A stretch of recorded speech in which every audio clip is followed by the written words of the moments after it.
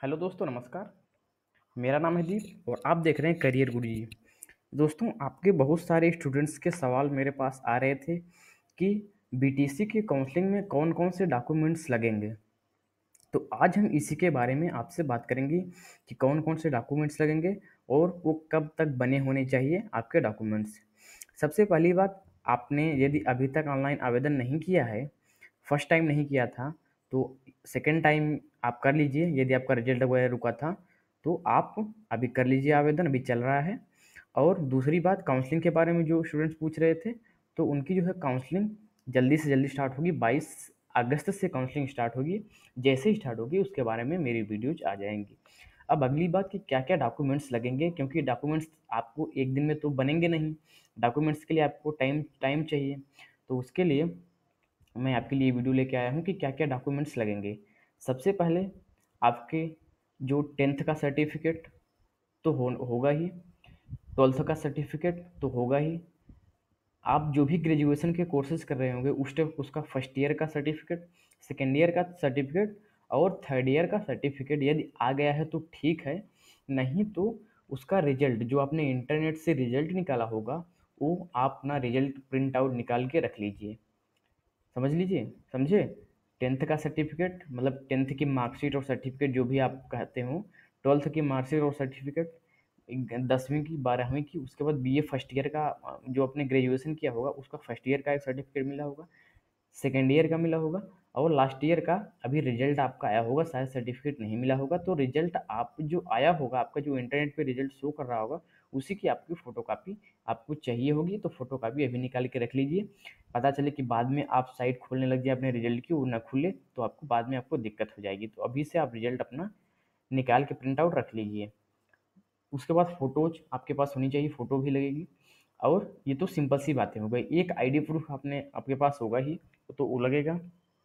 और अब जो होते हैं मेन, कि कुछ स्टूडेंट ये कन्फ्यूजन में है कि उनका जाति प्रमाण पत्र या आय प्रमाण पत्र या निवास प्रमाण पत्र कब का बना होना चाहिए और क्या क्या इनमें से क्या क्या चीज़ें लगेंगी। तो मैं यहाँ पे आपको पढ़ के दिखाता हूँ। यहाँ पे 4th नंबर पे आपको साफ साफ दिख रहा होगा, मैं पढ़ता हूँ। ये आवेदन पत्र भरने की अंतिम निर्धारित तिथि के बाद के घोषित परीक्षा फल, मतलब जो ऑनलाइन आवेदन की जो सेकंड टाइम ये री टाइम सेकंड टाइम जो फॉर्म भरा जा रहा है, जिन फर्स्ट टाइम नहीं भरा था उनके लिए है। तो उनको सेकंड टाइम की फॉर्म भरने की जो लास्ट डेट है, कब है लास्ट डेट जो भी हो, तो इतना मुझे याद नहीं है, जो भी लास्ट डेट है उस लास्ट डेट तक आपका रिजल्ट आ जाना चाहिए। जो आप थर्ड ईयर का आपका रिजल्ट आ जाना चाहिए। उसके बाद यदि आपका रिजल्ट आता है तो आप जो है आपको वो रिजेक्ट माना जाएगा। ये देखिए, ई आवेदन पत्र भरने की अंतिम निर्धारित तिथि के बाद के घोषित परीक्षा फल, शैक्षिक अंक पत्र आपकी मार्कशीट ये वगैरह, आरक्षण प्रमाण पत्र मतलब कि आपकी जो कैटेगरी सर्टिफिकेट, मतलब कि कास्ट सर्टिफिकेट, जैसे OBC certificate, SC certificate, ST certificate, वो जो है यदि आवेदन पत्र भरने की लास्ट डेट से पहले के बने हैं, लास्ट डेट के बाद बाद बन रहे हैं, तो वो रिजेक्टेड होगा। ये आवेदन पत्र भरने की अंतिम निर्धारित तिथि के बाद के घोषित परीक्षा फल, शैक्षिक अंक पत्र, आरक्षण प्रमाण पत्र मतलब कि आपके जो कास्ट सर्टिफिकेट होंगे, एवं विशेष आरक्षण संबंधी प्रमाण पत्र के समय स्वीकार नहीं होंगे, प्रवेश के समय स्वीकार नहीं होंगे। आवेदन की अंतिम तिथि तक इंटरनेट से प्राप्त अंक पत्र को मान्य करते हुए अभ्यर्थी से इस आशय का घोषणा पत्र कर लिया जाए कि यदि भविष्य में सत्यापन के समय किसी भी प्रकार की विसंगति होती है तो उसका अभ्यर्थन स्वतः निरस्त समझा जाए। इस लाइन को मैं आपको समझा देता हूँ। मतलब कि जो लास्ट डेट है फॉर्म भरने की, उससे पहले के आपका सब कुछ होना चाहिए। आपका रिजल्ट वगैरह भी उससे पहले का होना चाहिए। आपका जो निवास प्रमाण पत्र, सॉरी निवास प्रमाण पत्र नहीं, जो आपका आरक्षण प्रमाण पत्र है, वो मतलब कि जो आपका कास्ट सर्टिफिकेट है, आपकी फॉर्म भरने की लास्ट डेट से पहले का बना होना चाहिए। जो उसमें डेट दी होती है ना, जो जो पत्र बनता है निवास प्रमाण पत्र, उसमें डेट दी होती है, तो आपकी लास्ट डेट से पहले का बना होना चाहिए, तभी आप जो है एक्सेप्ट माने जाएंगे। अब बात करते हैं निवास प्रमाण पत्र की। निवास प्रमाण पत्र जरूरी नहीं है, हाँ आप बनवा के रख लीजिए, शायद कभी आपको जरूरी पड़ जाए।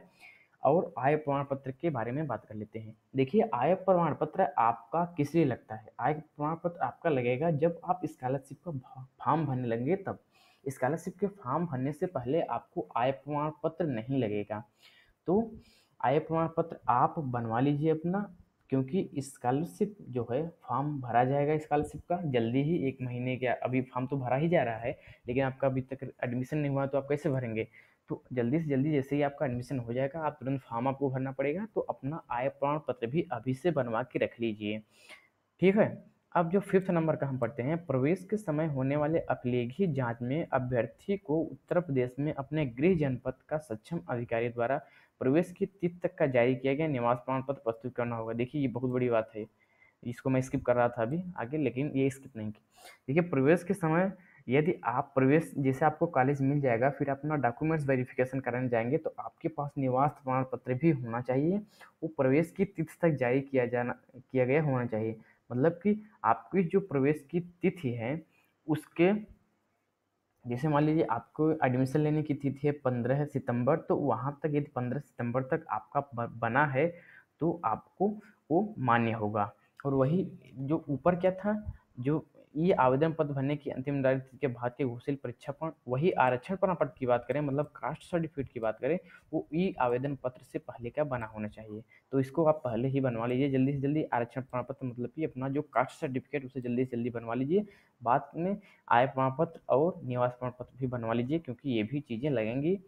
तो आप ये समझ गए, अन्यथा इस स्थिति में आवेदन रद्द कर दिया जाएगा। तो ठीक है, आप समझ गए।